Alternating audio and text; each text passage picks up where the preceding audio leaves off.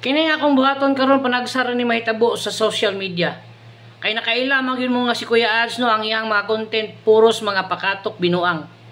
Karon ako mong pakitaan sa kuang hidden talent. Panagsara ni mahitabo mo nang i-share gyud gyud or i-save gyud nga video.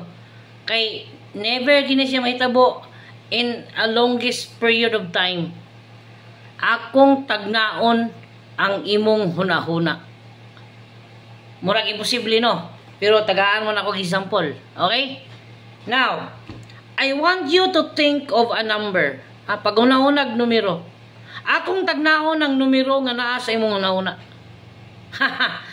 Okay?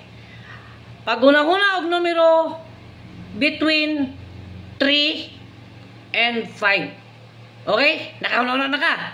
Ang numero nga imong ginauna 4. Tagna ano?